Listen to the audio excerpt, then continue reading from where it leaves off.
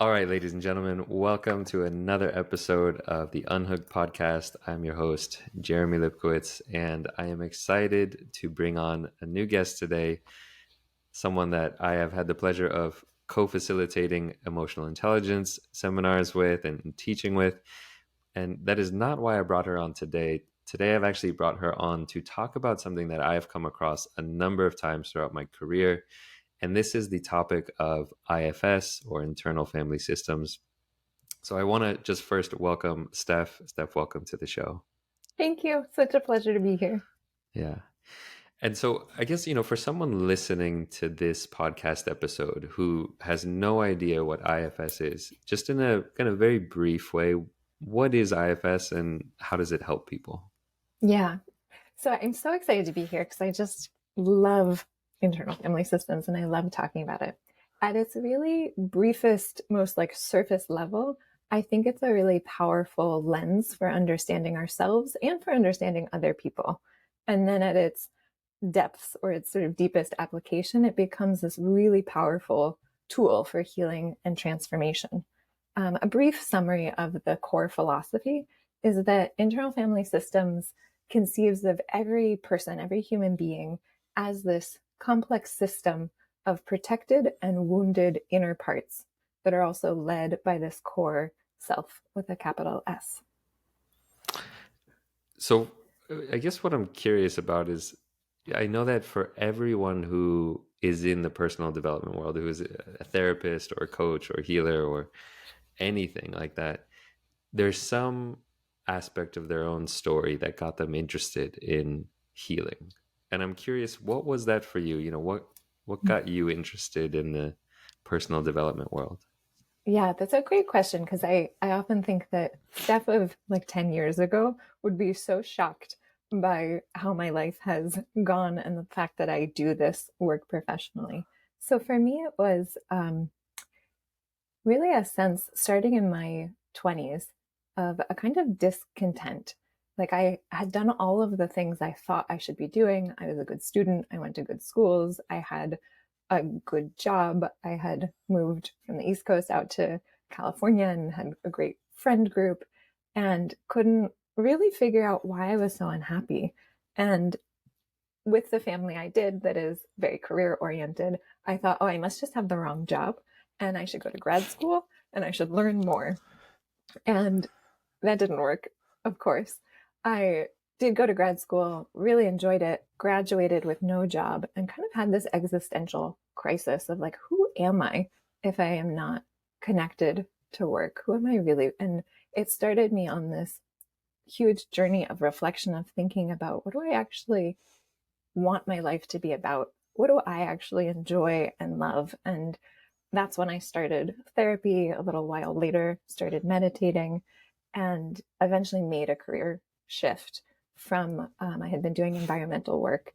And as I was thinking about what I really love and enjoy, and thinking back in particularly about my 2 years in grad school, where I had a lot of freedom to choose whatever classes I want, I realized that what I loved most, what just like physically got me most excited and lit up, was this mediation training I had taken that wasn't even for credit.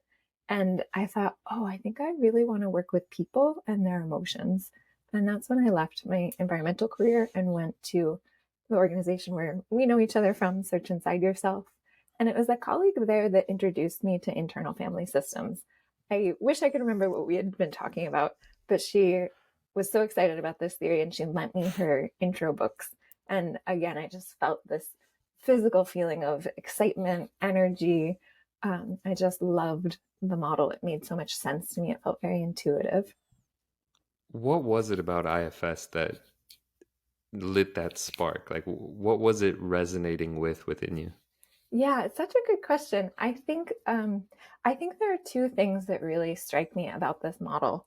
One is it just felt like it answered a lot of questions. It can feel like a glue between other things. And I can talk a little bit more about what the model really includes and it will make more sense. But it's a way of seeing things in much more complexity.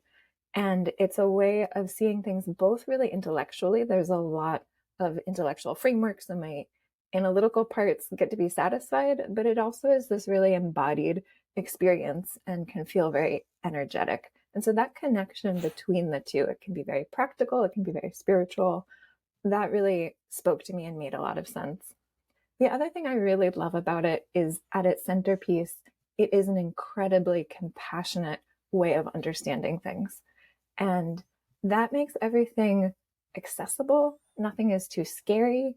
Everything can eventually be understood and met and held. And that is part of the power that's always really spoken to me. What what problem in your life did IFS help you solve?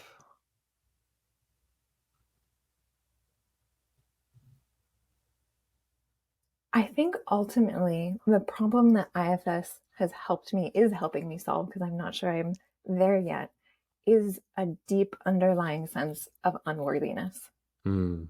if I'm really being honest. So that wasn't the presenting issue that got me into it, but that is the deepest core piece. So um, if I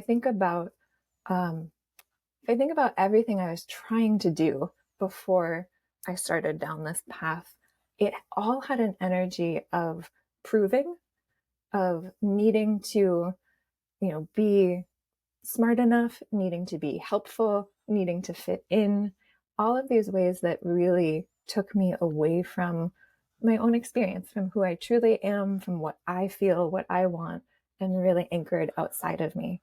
And it all came from this sort of deeper core wound of not really believing that I was enough, that I was worthy enough, smart enough, good enough. And so that is really the problem I think that IFS is solving for me, is a different way of healing that underlying belief structure. And then also going back to update all of the personality around it. Even just getting to that wound, that's huge, but our protective mechanisms are often still in place afterwards. I find it fascinating that IFS, one of the things that it did for you is it helped you find a pathway to the root issue that you needed to address. And I think it's similar for my own life, and it's similar for many people who are listening to this podcast who are dealing with porn addiction or digital addictions. There's some presenting issue, it might be stress in grad school, or you know porn addiction or alcohol addiction, and all of these symptoms are kind of asking us to look deeper and say, okay, what's the deeper issue? What's the root cause of this? And I think for many people, that deep unworthiness is at the root of a lot of it. The deep sense of I'm not good enough as I am, and I need to medicate or control or fix this in some way. And I think that's what's interesting to me about IFS. And it's one of the reasons that when I heard about it earlier on a few years ago, it really resonated with some of the work I was doing around porn addiction, is that it goes to these core kind of childhood beliefs of, oh, this is that, the 13-year-old boy in you that didn't get love and attention in middle school and was teased and bullied and feels unworthy or feels unlovable. Right. So I'm curious, in what way do you interact with IFS as a personal practice? Oh, great question. In so many ways, because I do this now professionally for my clients, I want to always make sure that I'm doing it on myself as well. And that means, I have my own therapist, I have an IFS consultant, I have a couple of friends that we trade sessions with. So there are some kind of dedicated times that I set aside. And then there also are lots of ways that I just am checking in with myself in a different way. And that can be sometimes quite simple. I also have a daily meditation practice, and I usually start with just a little bit of a system check in, seeing what parts are here, who's here, how am I doing, in a way that feels based on my understanding of myself through IFS. And then if I'm feeling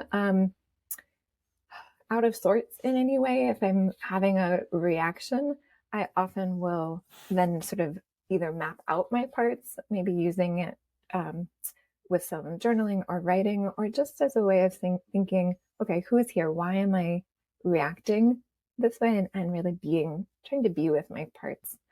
this is an ideal scenario. Obviously I also have all sorts of other behaviors where I first eat a lot of chocolate and, numb or avoid before I actually sit down to be with my parts. And actually preparing for this podcast is a great example of this. I'm so excited to be here, Jeremy. I'm really thrilled to have this conversation. I was also really nervous. So there was a tension between the part of me that wanted to prepare, wanted to feel prepared and get things right, and then parts of me that didn't want to feel the nervousness. And so I ended up, of course, procrastinating a lot. And finally, a few days ago, sat down and just like mapped out what are all my parts that are active around this podcast. And, for me, it comes down to this little one inside that just like really doesn't want to sound stupid and doesn't want to be judged or doesn't want to be mediocre. And once I could kind of recognize, oh, right, it's this little one and she's worried about this, it helped me also reconnect with, why do I actually want to do this? What else is here for me? Like, oh, I get to connect with Jeremy and I get to try this on and I get to share something that I love and care about with people. So that's a nice little real life example of me avoiding my parts and then ultimately working with them. Yeah, it's wonderful. You and I teach Search Inside Yourself, and there are certain times where getting ready for a big presentation, there can be some anxiety about presenting. And it's what's wonderful about teaching emotional intelligence is you get to use the tools you're about to teach as a way to manage your own emotions. And I imagine with IFS, it's similar. With mindfulness, it's very similar. To give, I guess, people just a little more clarity of what IFS really looks like. Yeah. Um, it's, I guess we talk about parts, right? In an internal family system. And so I think a lot of the connotation it brings up is, okay, there's young kids and there's adults and there's personas that are parts of us. Could you just talk a little more about what parts are and how do we describe them and what's the value of Yes. describing parts? Yeah, definitely. So, and let me also name internal family systems is really a theory that came out of psychology. It was developed largely or led by this guy, Dick Schwartz, who is a family therapist. And his big insight was to use the principles of family therapy to describe our personality. So it sees our self or personality as this complex system of multiple parts or subpersonalities. And I think this is such an interesting idea. It's both really intuitive. We use this language all the time, right? A part of me wants to go to the party, a part of me wants to stay home and rest. But it's also pretty radically different as a way of looking at the mind and personality. A lot of systems or theories try and see it as one thing, like the ego, and anything else is pathologized. So IFS is different.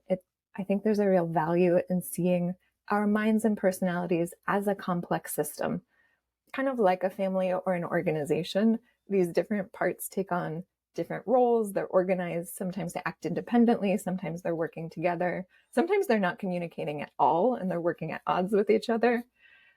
So it can be complex, but the complexity is a good thing. We have a complex system because life is a complex task. And so the benefit, I think, of seeing this complexity is that instead of being subject to it, we actually can see it and then we can work with it. We can understand it. So from there, one of the core principles of IFS is that every part has a positive intention.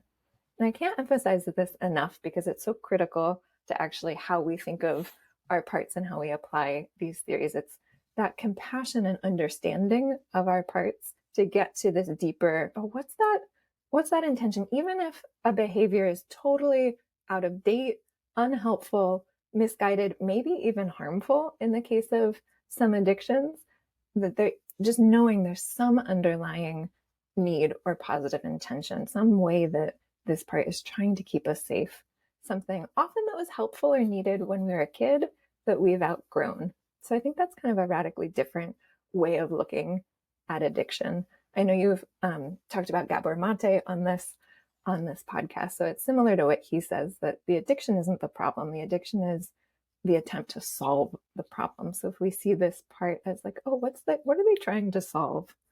I'm curious, there's more I want to share about the IFS model, but if we just pause there for a second and kind of I turn it over to you, Jeremy, if you think about some of your parts around either porn addiction or I know we've been talking recently about food. If you think of them as trying to solve a problem for you, like how does that land?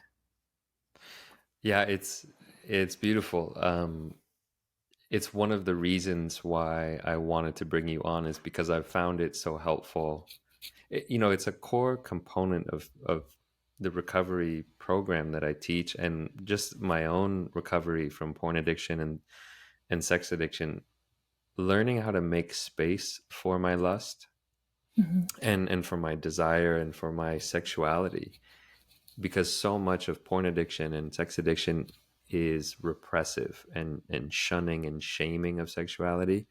And whenever lust would come up, it would be like, oh no, lust is here, I have to fight it and push it down. And it wasn't until I really started kind of opening up to it and saying, oh, okay, this is a part of me that just is looking for connection, that needs affection, that is looking for intimacy, and that's something that I actually need as a human. Yeah. And to recognize, I didn't realize I was doing something that's related to IFS, but it was this kind of recognizing that there's a part of me that needs love and attention, and that's where this is coming from. And I think it's really interesting what you were talking about earlier, how we're complex systems, and sometimes our behavior, we have different parts of us that are sometimes in contradiction with each other in terms of maybe our values or what we want to happen. And sometimes they're not communicating at all. And I think for myself, I know this is true, and I know a lot of the listeners will recognize this, that particularly with porn addiction or sex addiction, sometimes it feels like it's Dr. Jekyll and Mr. Hyde. There's like Yeah. a separate part of us that is just taking control, and just, it's like, where did this guy come from, and why is this monster a part of me? And to recognize, it's like, okay, there are different parts of us that need different things. And what I love about IFS is it is exploring deeper and saying, okay, what does this part of you need? Right. Yeah. That's right. I'm so glad you mentioned that Dr. Jekyll and Mr. Hyde, because I think that actually gets into another piece about where I think IFS is really powerful in general, and especially with addiction, is that we don't see it as just one part. So it's not just, say, the part of you that wants to watch porn. With a addiction, we know that there's actually an intense polarization between two parts.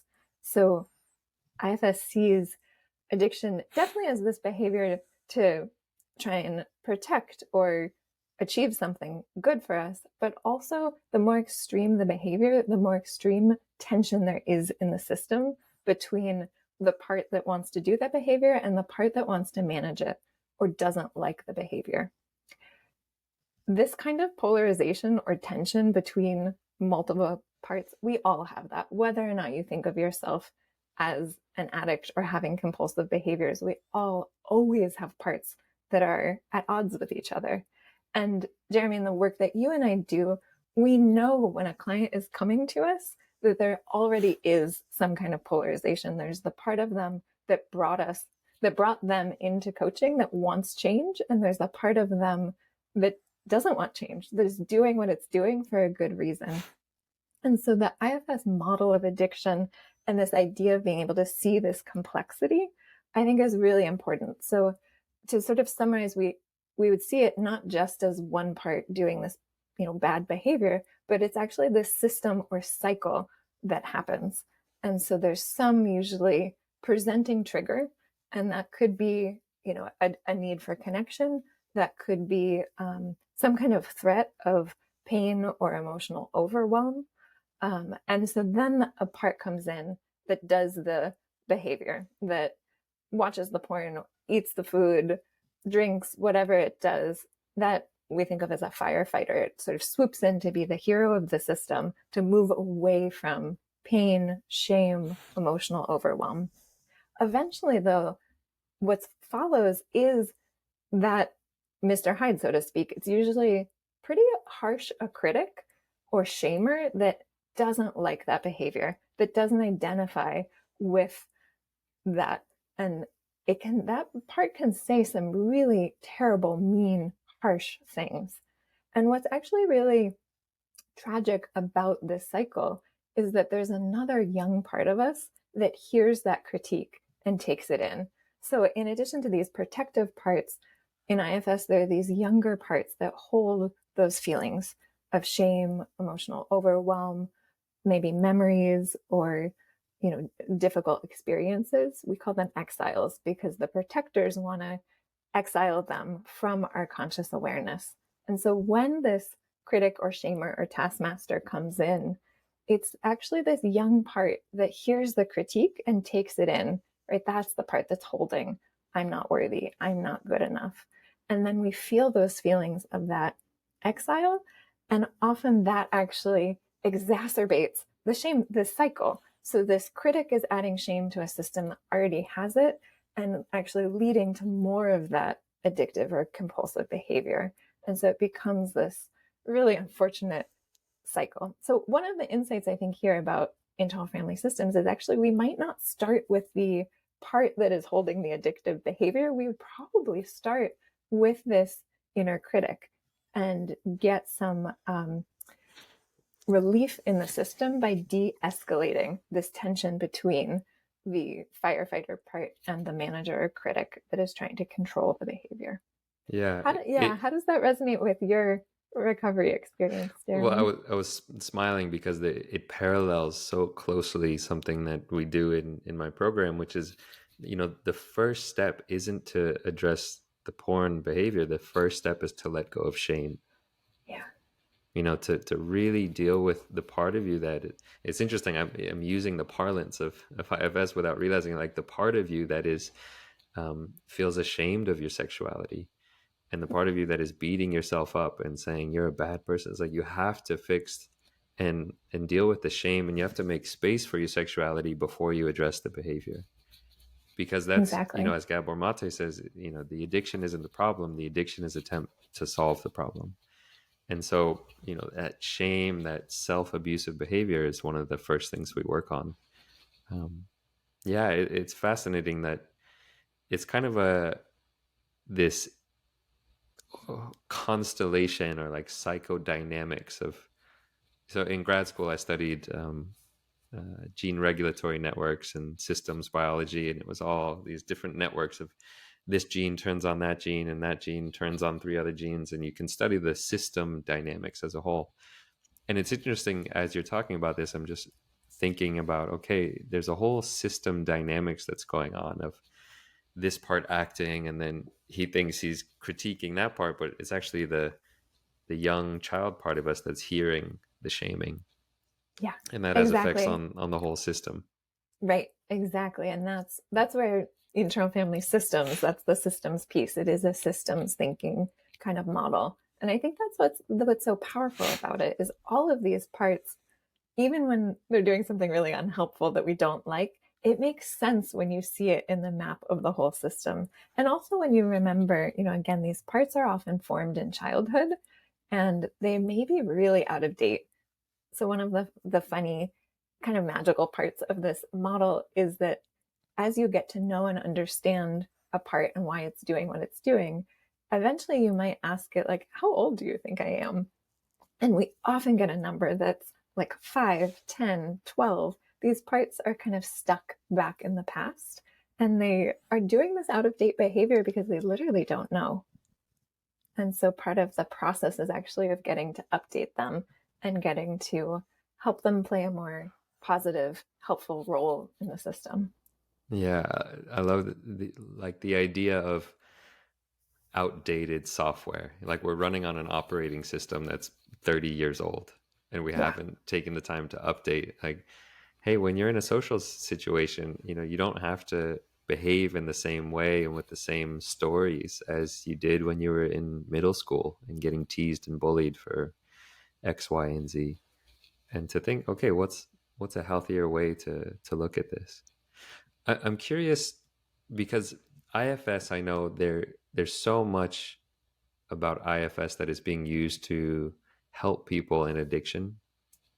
The first place I heard about IFS was in a recovery center in Thailand where I was working.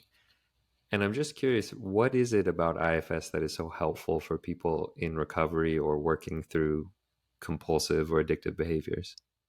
Yeah, so I think some of it we've touched on, which is it's a really compassionate, non-shaming approach. So other approaches, and there are lots of great approaches. So it really is about what tactic meets the person where they are in their journey. But I can imagine a lot of approaches, what they're actually doing is kind of strengthening a manager, maybe even strengthening the critic to control the behavior. And that can be great in the short term, and particularly if there's some harm reduction needed. But in the long term, what I think is more powerful about the IFS model is that it actually gets to the underlying drivers of the behavior. So these younger parts that are holding these challenging emotions or these memories, these outdated beliefs, IFS actually has a deep healing process so that we can unburden them from those heavy emotions and outdated beliefs. That also brings back some of our kind of wonderful childlike qualities that may have been lost, things like play and joy and awe and spontaneity, um, a sense of aliveness and passion. Those can actually be healed and brought back into the system in a healthy way. And so then these protective behaviors, they're just not necessary anymore. So it fosters, I think, a more kind of permanent, deeper sense of transformation and change. How would someone go about turning a part of themselves that is seems just overly negative, harsh, judgmental, critical, seems to be kind of an enemy? How would they go about turning that part of them into an ally? Yeah, it's such a great question. So the first thing is to just try on the idea that even the most negative voice, right, even the harshest inner critic or bully, if we just try on this idea, oh, they actually want something good for us. And in particular, with inner critics, I think it's really helpful to understand that critics get mean because they actually don't have a lot of power in the system. They're not parts that make us do things in terms of behaviors. They're trying to control our behavior through their language. And so the meaner the critic, the more scared they are, the more that they're scared of losing control to these other parts that maybe have extreme behaviors they don't like. So I think that's a really helpful starting place. And if with that kind of intention of, oh, there's some good that this part wants for me, if that leaves you feeling a little more open, a little more curious, then you can start to explore what might that intention be? How is this part trying to help us? That may not be enough. So one of the powerful pieces to me about internal family systems is this idea of unblending. So our parts can be blended with us. They can kind of take over, be really close in, or we can kind of separate from them and be in relationship with them. And so, if you're thinking about, say, an internal critic that's really mean and harsh, and you feel scared of it, that's another part that's here. And we need to actually unblend from that scared part first before we can get to know the critic. Or maybe you are really annoyed. Maybe there's a critic of the critic, and you're so upset that this part is here that it's hard to get to know them.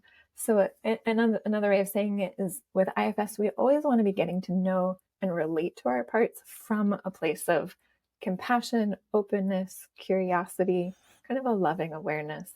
And if that's not how we feel, that's totally fine. That's just another part that needs some attention first.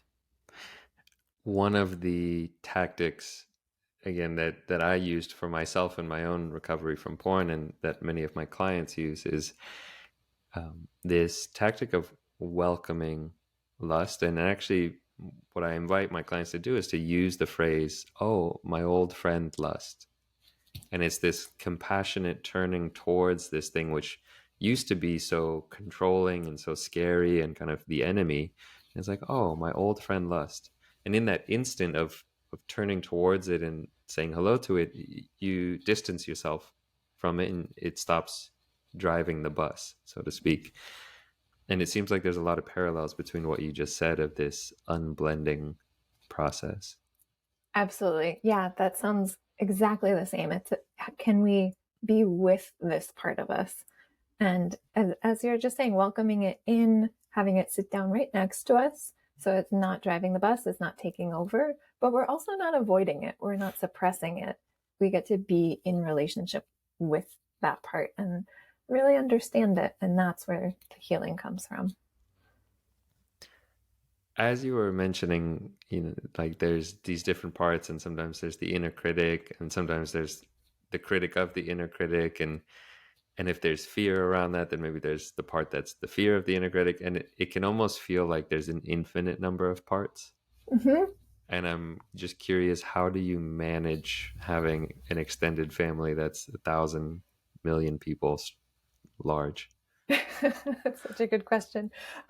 So Dick Schwartz, the founder of this theory, actually talks about it as a fractal system.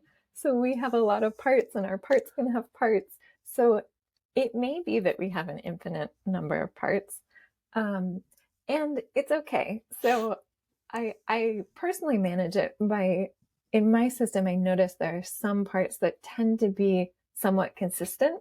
These are maybe my biggest protectors, my most prominent patterns. And then there are other parts that I'll work with once and I'll never really notice or see them again. Another way of saying it, I think, Jeremy, is that we're really in the realm of the subconscious and it's complicated. So this is a model to make sense of it. And I love the framing. All models are wrong, but some are useful. So it's not so much that the part is exactly this fixed thing. It's more that it can be helpful to see it that way and work with it that way. It can be a little overwhelming. I will say sometimes when we start to be more and more aware of our parts, and we see this in meditation too, as you just start to be more aware of what's actually happening in our internal system, the first response can be a sense of overwhelm. Like we just didn't know there was so much here and happening. So that can be a natural kind of early point in the process. And for people who are experiencing that, I'd say just stick with it and it's okay. And that overwhelm, that's also a part. That's a part that probably thinks that they have to take care of and manage the whole system. I'm also noticing that there's a lot of overlap. And I think this is one of the reasons why I feel kind of resonant with IFS is it feels that there's a lot of overlap between IFS and just what we might call mindfulness. We might call it Vipassana meditation or insight meditation or labeling techniques, which is a lot of awareness of the different emotions that are coming up in any given moment. So as we're meditating, we might notice, oh, okay, fear is here. And then in the next moment, it might be, oh, and there's some pride for noticing fear. And then in the next moment, it's like, oh, there's the judgment of feeling pride. And so it's kind of in every moment, there's an opportunity to notice some mental quality that might be skillful or unskillful. And I'm curious your thoughts on that. Like, is this kind of just a personification of different mental qualities, or is there something distinct about it being more of a parts as opposed to different mental qualities and I guess needs that we might be having? Yeah, that's such a good question. So I think you're right that this is where IFS and many forms of meditation really weave together beautifully. So that idea of we actually can be aware of what's happening in our system and actually we also get to identify more and more with that sense of loving awareness. In IFS, we would call it again self with a capital S, but we get to identify more and more with that inherent true nature and seeing our parts as part of us, that they exist, they come and go in our awareness, in our system, but we're actually more than the sum of our parts there. Where I think things diverge a little bit in a really helpful, mutually supportive way is that the IFS process doesn't just stop at awareness or labeling. It's a way of actually getting to know the part. So Dick Schwartz talks about parts not just as this temporary mental factor, but actually as these unique sacred beings. That may be a little overstatement, to be honest, but I think it's helpful to think of a part that way. a part is not just a flat um, behavior or one note emotion. They're actually these sub personalities that they want usually complex, intricate things. And as we get to know them and understand their deeper desires, their skills, what they want for us, they might transform and play a really productive role in our system. And so IFS, instead of just, again, stopping at awareness, it actually is this relationship building. And we get to some healing steps, unburdening, understanding their story, and letting them take on an important role. So, one way of framing the goal of IFS that I really like is this metaphor of an orchestra. So, if you think about your personality as this orchestra, the parts are all playing their separate instruments. And, as a starting point, they're probably all just jamming in a way. And it's really discordant and not harmonious. The idea is to have self be the conductor of the orchestra and to have more harmony in the system. But ourself, we don't actually play an instrument. The goal is for each part to play their unique note and bring their skills and talents into our lives and into our system and our way of experiencing the world. Have you seen the more recent Jumanji films? I haven't. Do you know the original Jumanji? Nope. Oh gosh. All right. We're talking to a What did it Luddite make you? here. I know. Uh, Sorry. all right. So Jumanji was a movie, I don't know, back in when I was a teenager, with Robin Williams, and he plays this board game, and it like opens up this portal to this jungle, and these kids get sucked into the board game. Well, anyways, there's this metaphor is gonna fall flat on you because you don't know the movie. You have to go. Just promise me you'll go watch Jumanji after this. Okay, we'll do. It's with The Rock and Kevin Hart, and Jack Black. It's very hilarious. What's interesting is these young kids get sucked into this video game, in this jungle world, and they become these different avatars of the people playing it, and each one is like this superhero that has different strengths and superpowers, but they also each have their own unique weaknesses, and they need to figure out how to work together with their strengths and weaknesses to solve the puzzle, whatever. And it strikes me that that could be another beautiful metaphor for IFS. It's that all these different parts, they're all unique characters, and they have their strengths and they have their weaknesses, and it's learning how to get them to work together and collaborate, and to amplify their strengths, and to be cautious and compassionate about their weaknesses, that makes it a skillful team. Yes, I think that's such a great metaphor. Even without having seen the movie, I think you've totally nailed it. I'll just add in one extra layer as well, which is that our default state is much more fear based and survival based. And so these parts, without this connection, without working with them, whether it's through IFS or lots of different modes of personal development work, they're very scared. And so they're acting out of fear. Again, they're really often outdated. They think we're younger than we are. They might be stuck in the past.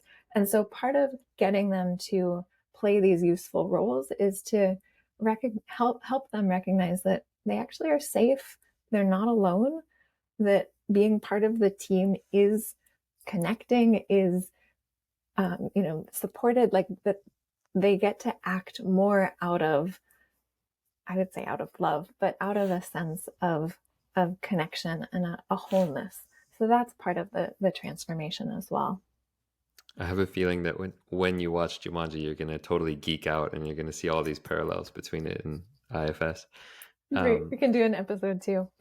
yeah, yeah. Once you've seen it, um, another one of the kind of just metaphors or analogies that I use with my clients is this topic of like the inner committee, and there are these different parts that you have. And as you're talking about this, I think one of the things that you're talking about the difference between IFS and mindfulness or meditation, and that embodying, the personification, the beings that we can get in contact with, in some way allows them to be greater allies for us. They're not just a flat emotion, just, oh, there's fear, there's lust, there's courage. But it's like, no, this is a being that can, first of all, that needs love and needs protection and wants to be listened to, but also that can be a great ally and can support us. Absolutely. And one of the things that I really love about the IFS model is that part actually gets to decide how they want to be that ally. So, a great example of this, I'm thinking of my perfectionist part. I have a very strong inner perfectionist and have for a long time. As I've gotten to know her and gain more trust, she has learned that like we're not going to fall apart. If we're not perfect, it will be okay. We can get through it. Her role has shifted, but only a little, because she's still really interested in me being excellent. And that feels really, to be honest, that feels very age appropriate for me. I'm in my early 40s, and to me, 40s are about deepening into what I know, a sense of mastery. And so she helps me learn and improve. So instead of being harsh, like the harsh voice of perfectionism in my system used to be much more like, you're not good enough, that sucked, you should never do that again. Now, like, she's kind of here taking notes. Oh, if I did another interview like this, how would I improve? How would I do it differently? So she sort of shifted from a sense of tight perfectionism to a growth oriented sense of excellence. That's Mm. the shift for her in my system. I have a friend who I was working with, her perfectionist part, and she's closer to retirement, so it may be age related or it may not be. Her perfectionist totally wanted to retire. She was like, yeah, you've done really well. We're good. I want to go sit on the beach. And so sometimes these parts in their transformation are freed up to just shift a little and just play a more productive role. And sometimes they do a total 180 and they are totally exhausted of doing what they've been doing and they want to do something totally different. And I love that sense of choice for those parts of us, that they get to be freed up and they get to decide. I'm kind of fascinated to just imagine what my lust part would have decided to do when I was early on in my recovery. I know now that I can see the lust side of me. It's something that I actually really do value and appreciate, and I know that it's the part of me that wants deeper connection and wants intimacy and wants to be a source of intimacy for others, and it's a beautiful aspect of myself. Yeah. um, and I it's an can ever also evolving imagine, aspect. Yeah. yeah, I could also imagine, Jeremy, that that part might want that sense of passion and aliveness, and it may not need to be acted on. That part may help you just hold that positive feeling. So yeah, I'm curious too, and it's not too late to actually get to know that part as a part and see how it wants to be in your system. Yeah, how it wants to express itself and how it wants to show up in the world. Yeah. Yeah. If someone were listening to this, let's say someone is struggling with porn addiction and they're listening to this and they're saying, wow, okay, this sounds like a really interesting system or philosophy, but I don't have the finances to go work with an IFS coach. How could they start to implement some of these learnings with these tools in their own life? Yeah, great question. So, the first thing I would suggest is just starting with this idea that whatever part of them is, say, watching porn, that that part wants something good for them. And just to see, can that alone bring a little bit more compassion and understanding to that behavior? And with that, can there also be a little bit more awareness? What triggers that desire? Right? As you're saying, like maybe it is a desire for connection, and maybe that need can be met in a different way. Maybe it's a behavior that's actually to avoid a difficult emotion. Maybe there's, as somebody sort of tracks their patterns, they become aware, oh, I seek out porn when I feel lonely or when I feel not good enough. And just bringing some more awareness into these different parts of us that might be here, I think is really helpful. The next piece, again, would be to think about what are all of the parts, in particular, is there a power struggle between two parts. So in the case of porn addiction, maybe there's the part that pursues porn, and then there's the part that, the critic or the bully or the taskmaster that comes later and really regrets it and shames the person. And I would actually start by getting to know that one, starting to get to know the critic or shamer. And again, starting with this idea that part has good intentions. It's trying to control this other behavior. It wants something good for you. And to work with it, I can imagine a couple of different things. I'll just name two. So to give listeners a place to start and not overwhelm you with too many choices. One thing I love doing is just letting parts have a voice. So if you imagine maybe writing a letter to yourself from that part's perspective, and that could even literally start, like I might say, dear Steph, I'm the part of you that watches porn, and here's what I'm trying to do for you. And just letting that part have some expression. Another way in is that there's some wonderful recorded guided meditations and practices for IFS available. Dick Schwartz, the founder of the theory himself, has some that are freely available on Insight Timer that I'm always referencing and recommending to clients. So those are some great just starting points. I love the journaling prompt of writing a letter to yourself from the perspective of a part and starting it with, here's what I'm trying to do for you, because it forces you to come up with an answer. Because I was going to ask you, what do you do when you can't find a good intention behind one of the parts? Like if there's a part that you have there's no way to even think about how it could be trying to protect you. And I think by doing that journaling prompt, it almost forces you to come up with something. Yeah, I think that's right. Um, I think that does force the issue. If it doesn't, my hypothesis would be that there's another part in the way that can't see or isn't willing to see the good intention. So then I would start, and maybe it's starting with that part. Okay, there's a part of me here that is trying to protect me from parts get really scared of another part taking over. So if you can't see any good intention in, say, the part of you that watches porn, I'm going to assume that there's another part here that doesn't want to give the porn watching part any attention lest it gain more power.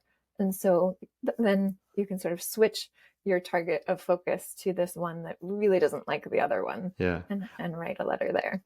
I was just thinking, like there's a part of me, and this part is very strong and sometimes controls my behavior, that wants to sit on the couch and watch Netflix for many hours in a row and eat junk food. And I was thinking, okay, what would this part of me be trying to, you know, to offer me? And I could probably come up with something and be a little sneaky about it. But what's interesting is this other tactic of maybe there's another part that doesn't want you to see that. And I can imagine the perfectionist side of me doesn't want to let that person have a reason, because they don't want you to be compassionate to yourself or give yourself time to rest or relax. And they just want to say that part of you is lazy and, whatever it is. So yeah, it's interesting to kind of look at, is there a part of you that's blocking the reason? Yeah. Yes, I'm so glad you said it that way, Jeremy, because I think often there are parts of us that don't want us to be compassionate with ourselves. And they're scared. They're scared that with too much compassion, we will become complacent. We will let these other behaviors take over. And I really relate to this because even after working in emotional intelligence for quite some time, I actually still hated the idea of self compassion. So, just for any listeners out there that might be like, oh, self compassion, I hear you. And that's probably a part that is a little scared of letting in that compassion. And that's a great place to start. It's really understandable. That's probably some form of perfectionist or inner critic that is used to motivating us in another way. And they're worried if they don't do their job, that we're going to, end up a pile of mush, or that we will be judged by someone else that will fall apart in some way. Yeah. And there's all kinds of different forces acting on us in terms of, I was just thinking, in terms of the part that might not want us to be self-compassionate. For a lot of men, there's a part that thinks that self-compassion is weak or soft, and there's all these issues around masculinity and the messages we get sent as young boys and young men, and what we're allowed to do, what we're not allowed to do. And so paying attention to the parts that are holding us back because of societal expectations. Yeah. Yeah. I'm so glad you named it that way, because I think it's so important to see the cultural context of all of this and why we are the way we are. And sometimes our parts really take on beliefs from society and culture, not just from our childhood and immediate family. Um, and I think particularly with self-compassion, since you mentioned it, I'm going to get on my self-compassion soapbox, because this is also something I feel so strongly about. And I really love Kristen Neff's work here on self-compassion. She talks about the yin and yang of self-compassion. So the yin quality is that more accepting piece. Oh, it's okay, right? Parts of us that really can do that warm, compassionate holding, versus the yang energy of self-compassion is more motivating or more protective. So, a great example, if we think about, porn addiction, is yes, there's one piece of compassion that says, it's okay that you have this behavior. There's nothing wrong with you. And we have nothing to be ashamed of. That's a really important starting place. But you don't want to leave it there if that behavior is harmful to somebody. So there's another voice of compassion that says, okay, what are we going to do about this?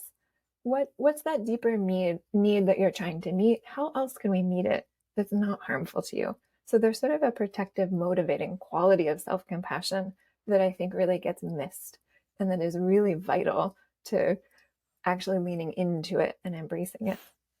Yeah, I think the topic around self-compassion and how it can look very different to what we're expecting is important. A lot of people think self-compassion is bubble baths and a tub of ice cream and kind words, and Yeah. sometimes self-compassion can be fierce and powerful and motivating and harsh even. Yes.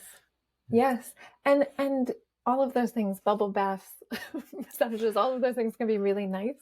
They can also sometimes be some numbing or avoiding behaviors. And I think the voice of self-compassion is one of really turning towards whatever is really here. And it's to me, it's really this important felt experience of being with what's hard with a sense of compassion. And that's where I think of with IFS, but also, in the work you do without IFS and lots of models, compassion is the agent of healing. It's this willingness to be with ourselves and also to be in this kind of dual state. So I might feel really sad. I might feel a lot of shame, but if I can also feel compassion for myself, that eases the difficulty. We get to have this like dual brain state where we are both feeling something hard and feeling the sense of compassion. And that to me is what actually helps us heal, helps us be with these difficult emotions and also work with difficult memories. Is there ever a time where IFS is counterproductive?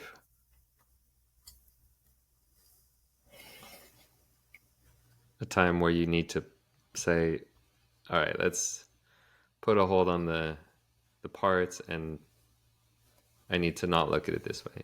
Is there a situation where that would come up? Yeah, for sure. I think particularly in short-term situations.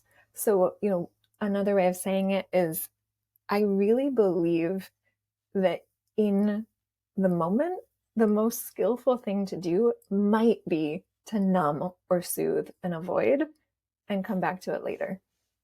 So, I don't walk around all day always being with my parts and always talking to them and seeing what they need. Then we like couldn't live our lives. So in that sense, I do think, IFS can give us this idea that we need to always be doing the healing work, or that there's some end state that we're trying to get to where we've, healed all of our exiles and unloaded all of our burdens, and then we'll be a perfect person. And I think that's a misunderstanding. So in that sense, I think it can kind of maybe be a miss or not the right tool. Um, did that answer your question? Yeah, and actually, it made me think of I asked that question just not really having any ideas behind it, but then your answer kind of brought something else to my mind, which is I think this person was had some IFS in their background, but it's also sometimes not helpful to do it unsolicited on other people. Oh, You know, yeah. to say this is the inner, I think your inner child is just hurt by what I said. And it's like do it for yourself, but if somebody hasn't asked you to do it, in Search Inside Yourself we call it psychologizing. And Right. it's like if somebody's coming to you with a problem or wants to have a difficult conversation, to not psychologize away and say, well, this is just the hurt inner child in you that's speaking. And um, there can be times where you just need to have an honest conversation about what's going on. And yeah. Totally. I think that's such a good point. So I do find IFS a really helpful lens to see other people and what might be happening, but that's really different than me naming their parts or using it to justify or, explain away and not actually be with their feelings. So, in that case, um, or thinking about using IFS with other people, to me, it's more just a way into more empathy and compassion. So if somebody is engaging in a behavior that I really don't like, to see, okay, first, that's not all of them. That's just a part of them that wants something good for them. How is that behavior actually trying to protect them? Doesn't mean I need to accept the behavior or the impact on my life, but it helps me understand what the deeper need might be underneath. Or I could just ask about it, right? Hey, I see that you're really angry at me. Like, what is that all about? And sort of helping to kind of get below the surface. I can imagine that, it's really striking me as you're saying this, that IFS can be a really powerful tool for conflict resolution with another person, because I think there's so much momentum in our society to take one action from someone or one aspect of their character behavior, and that becomes the definition of your relationship with them. Well, this person is rude, and but then to say, oh, this is one part of them and I have that part too. It helps just give a more balanced perspective to the person you're talking to, and recognizing, okay, this might not be skillful behavior and I don't need to put up with it, and I'm going to have a conversation with them, but it doesn't have to define who they are. They also probably have parts that are compassionate and kind and generous, and all the other things. Yeah, absolutely. And also to recognize that the more fierce the protector, the more vulnerable the wound is for them. And we don't have to know what that wound is, but just to know, oh, if somebody is really coming at me with, a lot of defensiveness, a lot of blame, anger, that means that there's some part of them underneath that is quite close to the surface that's feeling really tender and vulnerable. And, again, it doesn't excuse the behavior, but it just gives me a little more of a sense of curiosity and understanding. The next question I want to ask you, it's something that I've been asking quite a few of my guests. And I think the reason I ask it is because I myself have gone through evolutions in my understanding, even on the topic of porn. And when I had certain things that I really believed in, and my views have changed over time. And so I'm fascinated by this question. And so I'm curious, are there things that you once believed to be true about IFS that you no longer believe? Or is there anything that you've changed your mind on?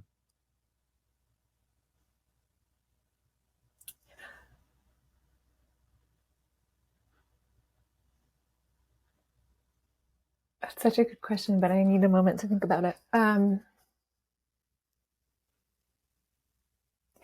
think when I started doing IFS, particularly on myself and my system, it felt really wonderful. It also felt really neat and tidy. I was getting to know all of these different parts of me, and as I started in my healing work, um, one image that really made sense in my system is that my parts were all actually living in this house together. And the house sort of represented my sense of self with a capital S, this safe holding for all of my parts. And I loved this phase of healing. It felt really wonderful. It was really imaginative. One thing that has shifted for me is at some point a part came in that was bigger than all of those parts. To her, this house of parts felt like a dollhouse. And as I kind of let that scheme maybe break away a bit, I can still access that sense of the house and the parts that are in there, but I just hold all of it much more loosely. Like we were mentioning earlier, there might be an infinite number of parts.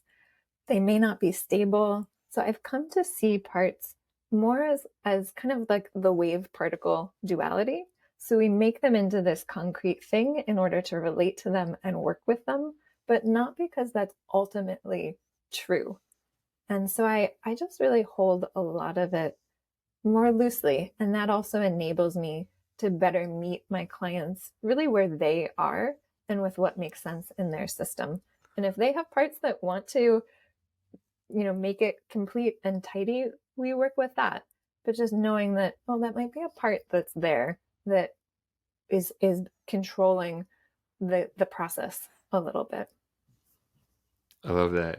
I can imagine, early on when it feels so neat and tidy, and it's like, oh, there are 14 parts, and you will get to know each one of them. And then if you work with a client, it's like, well, you have this part and this part and this part, and it might not be the truth for that client. And so having that more flexible, like, yeah, we all have different parts, and they're morphing and evolving and coming into existence and maybe going out of existence. And it's not, I think that's what I love about it also. It's not like this is a metaphysical, what's the word when it's like an explanation of how the universe is formed.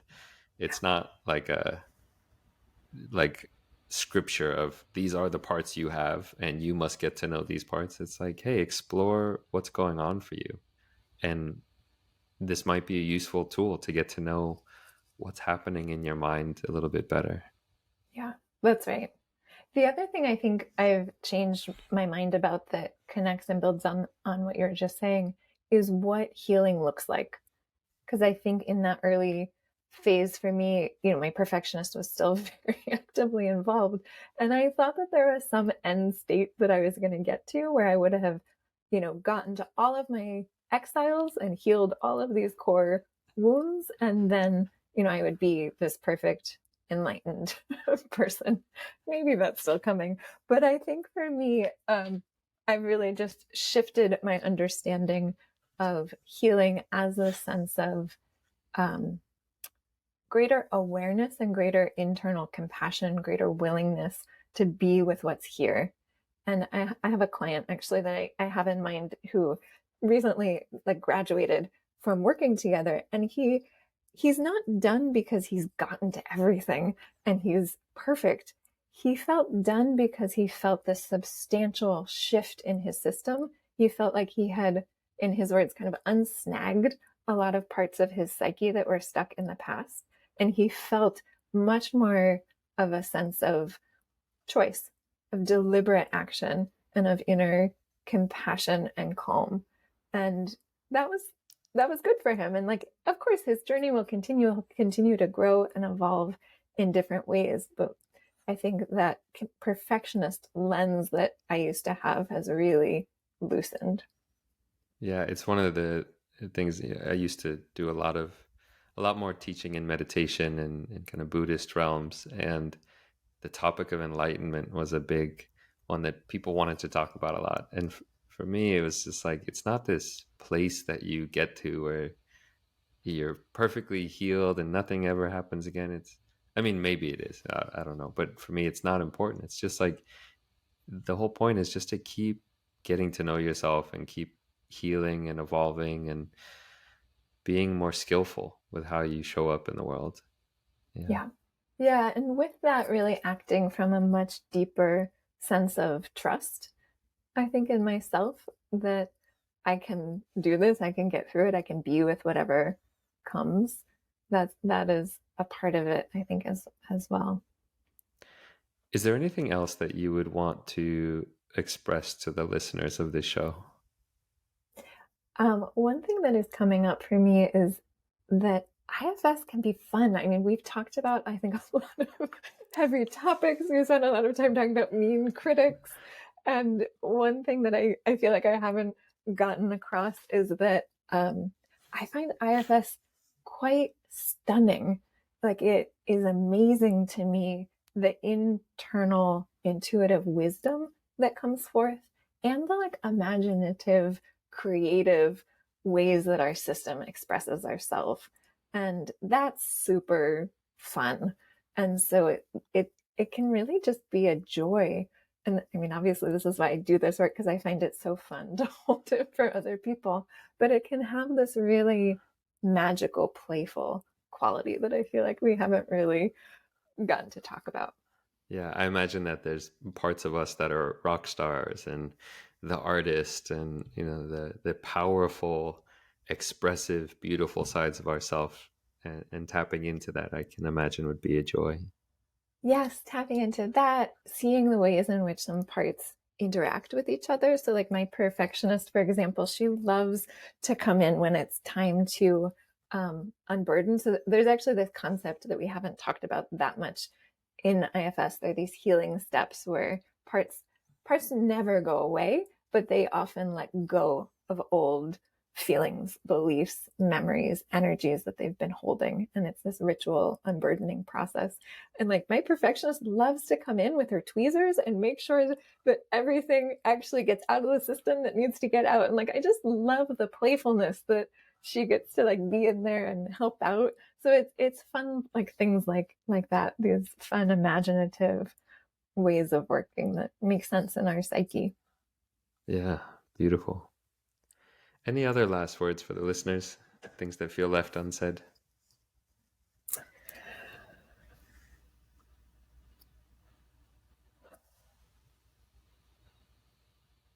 No, I can't think of anything.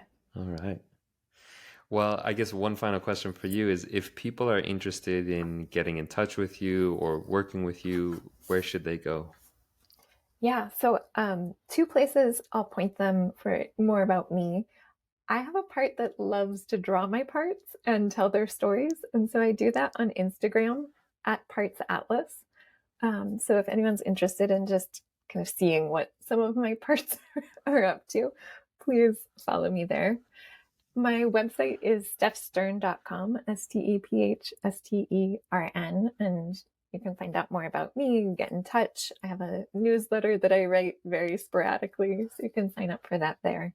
And then if anyone's looking for an IFS practitioner, maybe you want somebody more local, the Internal Family Systems Institute has a wonderful directory of everybody who's been trained in IFS. So that's at ifs-institute.com.